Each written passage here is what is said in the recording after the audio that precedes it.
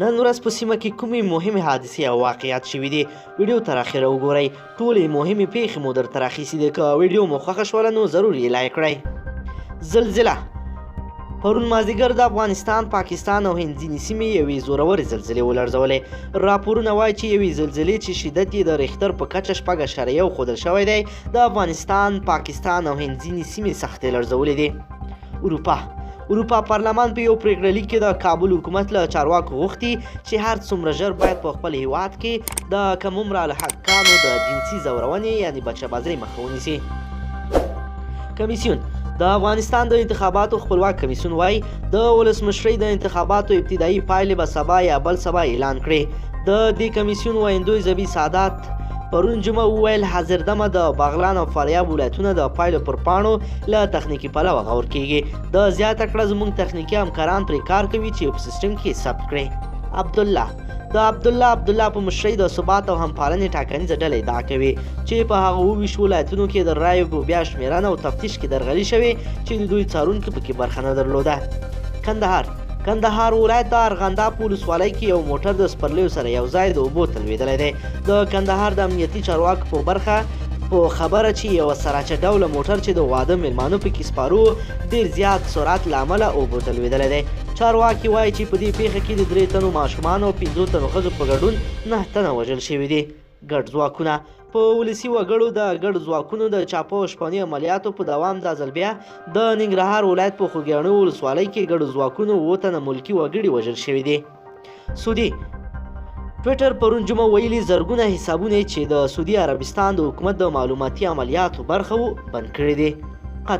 قطر هیواد کې د طالبانو د سیاسي دفتر وایان سهیل شاهین په خپل رسمي ټویټر باندې لیکلي چې هر کله له افغانستانه د ټولو امریکایي ځواکونو د وتلو کړلیک لاسلیک شي بین الافغاني مذاکرات به پیل کړو. دغه راز ښاغلي شاهین ویلي چې له امریکایانو سره خبرو کې پرمختګ شوی دی. د ایران ولسمشر حسن روحاني په داسې حال کې جاپان ته تللی چې دا هیواد هڅه کوي د امریکا او ایران ترمنځ د اړیکو د ترنګلتیا په اوج کې منځګړیتوب وکړي. روحاني د ایران لومړنی ولسمشر دی چې له شاوخوا 20 کلونو وروسته جاپان ته سفر کوي. هندي حکومت له خوا د هغه جنجالي قانون له امله چې بهرانیانو ته به د هغوی د اسلامي مذهب له کبله د هند تابعیت نه ورکول کیږي پر ضد د مسلمانانو پراخ اعتراضونه لا هم دوام لري چې تازه اوس څپې د هند پلازمینې نیوي ډیلي ته رسیدلې دي.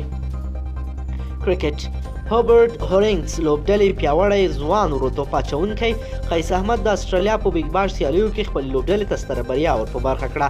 نوموړي په نننۍ سیالۍ کې تر ټولو ښکلې توپ اچونه ترسره کړه او 4 اورونو کې د 12 منډو په ورکولو سره 4 مخکښ لوبغاړي له مخې پورته کړل. سرور دانش د ولسمشر دویم مرستیال سرور دانش د افغان حکومت په ماهویت د سولې خبرو پیلېدو غوښتنې سره وایي د یادو خبر په پیلېدو سره باید د افغان حکومت او طالبانو ترمنځ اوربند رامنځته شي.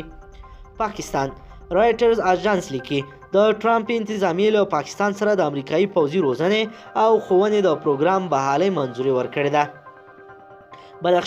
بدخشان ولایت په ارغستان ولسوالۍ کې د 2 قومندانانو په ګډون 12 تنه اربکیان طالبانو ته ورغلي چې د هغوی او ځایي خلکو له لوري درون استقبال شوی دی.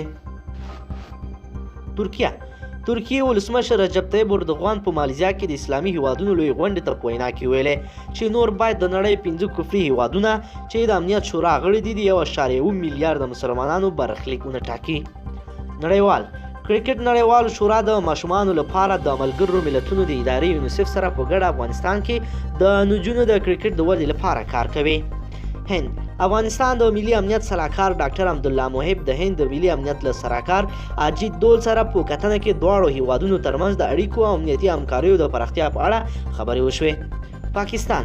پاکستان کې د دې هیواد پخوانی پوځي مشر پرویز مشرف د محاکمې او هغه ته د مرګ سزا ورکول ډېرې ناندرۍ رامنځته کړې. پرون پنجشنبه د پاکستان یوې محکمې قضیه بشپړه کړه چې د پرویز مشرف په اړه د اعدام حکم کړی و. دغې محکمې د پرویز مشرف د اعدام د قضیې له بشپړېدو وروسته پاکستاني چارواکو ته امر وکړ چې که پرویز مشرف مخکې له دې چې سزا ورکړل شي مړ شي باید جسد یې 3 ورځې د اسلام آباد په مشهور ډي 4 لارو کې رازوړن شي. زابل یا د عملیاتو په غبرګون کې د دې ولایت د ښار صفا ولسوالۍ اوسېدونکو په لاریون لاس پورې کړ او ګواښ یې وکړ که پر وړاندې روان شپني عملیات ونه درول شي د کابل کندهار لویه لاره به د ترافیک پر مخ وتړي. ننګرهار ګرمو سیمو کې ښوونیز کال تر نیمایي ورسېد خو لا هم زده کوونکي د کتابونو د کمښت له ستونزې سره ټکوي. د ننګرهار پوهنې ریاست اړوند ښوونځیو کې ډېر شمېر زده کوونکي د کتابونو له نشتوالي او کمښت شکایت لري. د ننګرهار د بي بي عایشې نجونو عالي لیسه د 12 او یو شمېر نور ټولګیو زده کوونکو خبریال .com سره په خبرو کې د کتابونو له کمښت څخه شکایت کړی و. خوست د افغانستان د خوست چارواکي وایي چې د ډسمبر پر 19مه شپه د افغان ځواکونو لخوا د خوست ښار اړوند سیمه کې یو موټر بم او 2 کسان ورسره نیول شوي دي. چارواکي زیاتوي یادو ځواکونو د نادرشاه کوټ ولسوالۍ اړوند سیمه کې امن عملیات کړي دي او د پاکستان د ګلګت سیمې یو اوسیدونکی چې یو نیم کال مخکې تښتول شوی و هغه یې آزاد کړی او په دې تورې هم 15 کسان لاس په لاس نیولي دي. نور حال به درته په نوي ویډیو کې درکړو. درنو لیدونکو که چیرې غواړئ چې ورته تازه مهم او لنډو پیښو څخه ځان خبر کړئ زموږ چینل د سره ضرور سبسکرایب کړئ او ویډیو لایک کړئ. مننه له توجه نه مو.